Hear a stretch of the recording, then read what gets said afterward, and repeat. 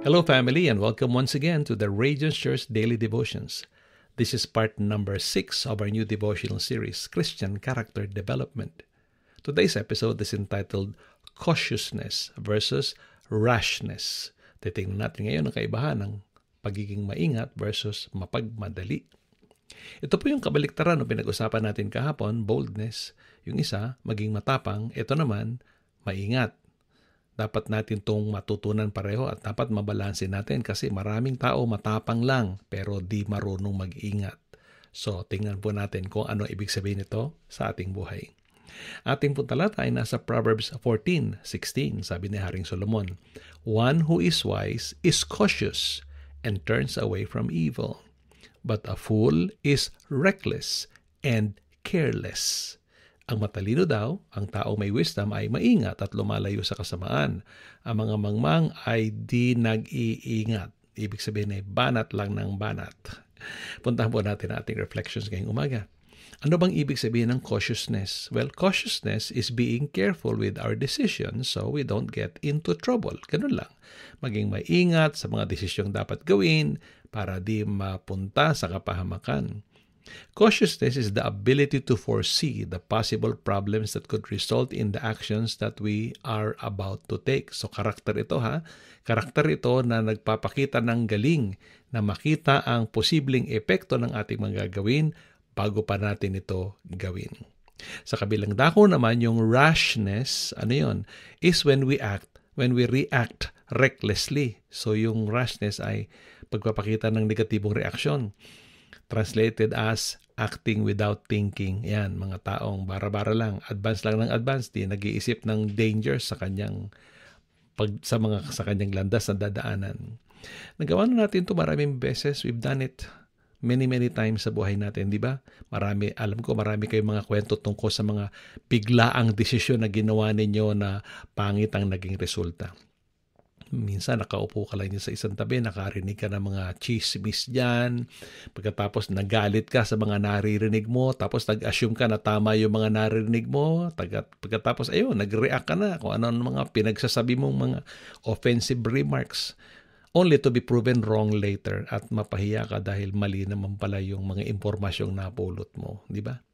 O minsan naman, nanonood ka ng TV o nasa social media ka, nakakita ka na advertisement dyan, lalo na sa Facebook, kadaming advertisement. Tapos nakakita mo, ay, magandang produkto to. Eto ka naman, bili ka naman agad.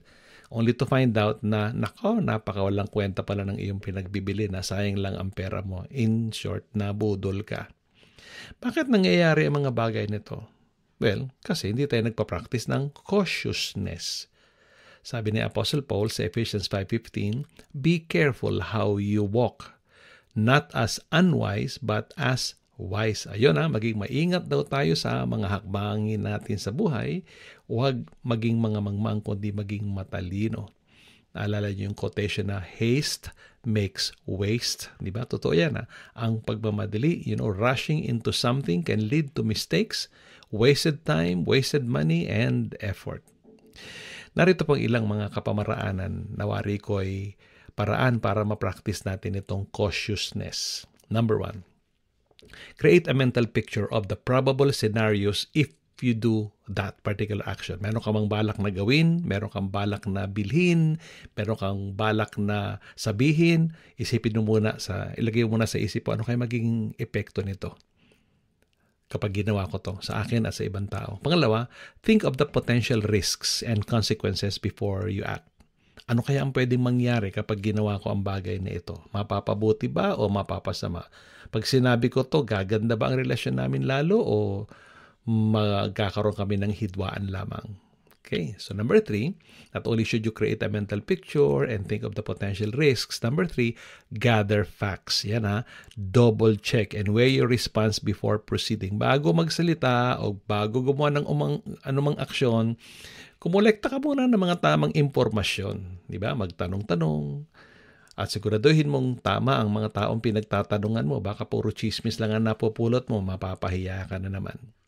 And then, prioritize safety in all situations. Alam natin yung salitang safety first, hindi ba? Safety mo at safety ng ibang tao. Tandaan na itong general rule na ito. If someone is going to get hurt, by what you are about to do, what you're about to buy, what you are about to say, immediately stop kung may masasaktan. Hindi ba? Hindi tayo pwedeng mabuhay na walang pakialam sa damdamin ng ibang tao. Sa kabilang dako naman, maging maingat tayo dun sa tinatawag nating analysis paralysis. Sobra namang kaiisip mo, ay di ka na nakausad. While cautiousness is valuable, it is important to avoid becoming overly cautious naman to the point where it hinders your ability to take necessary risks or actions and make timely decisions. So dapat balance lang, hindi ba? Kapag na-analyze mo ng husto, tama na yung oras, move on, be bold and take an action. Magbibigay po ako ng ilang mga wise affirmations na pwede natin gamitin sa bawat araw. Magsisimula sa mga katagang I will. So ito yung number 1. I will think before I act. That means, mag-iisip ako bago ko gumawa ng action, I will not react negatively. Number 2, I will investigate before I respond. That means, I will not reply randomly.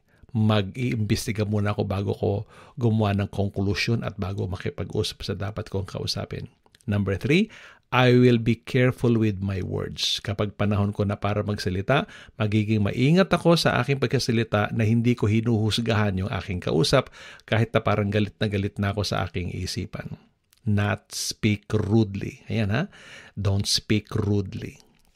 Next, I will follow safety rules and not act recklessly. Magiging maingat ako kung ano man ang aking gagawin, hindi ko basta-basta ito gagawin na hindi ko alam kung paano ito gagawin. Pag-iisipan ko ito ng gusto. Yan ang cautious. Next, I will be aware of the possible dangers and not act thoughtlessly. Kung may pupuntahan akong lugar, meron akong gagawin, meron akong kakainin, meron akong iinumin, di ba? Iisipin mo ng gusto, ano kaya ang pwedeng mangyari kapag ginawa ko ang mga bagay nito. Yan ang cautious. And then, I will seek advice before I act. That means, I will not decide impulsively. O, reviewin natin ha, babasahin ko ulit. Minsan pa para sa inyo ang nilalaman nitong last part nito. I will think before I react, not react negatively. I will investigate before I respond, not reply randomly. I will be careful with my words, not speak rudely. I will follow safety rules, not act recklessly. I will be aware of the possible dangers, not proceed thoughtlessly. And I will seek advice before I act, not decide impulsively. So yun lamang po ngayong araw. Ito ang aking mga paalala sa inyo.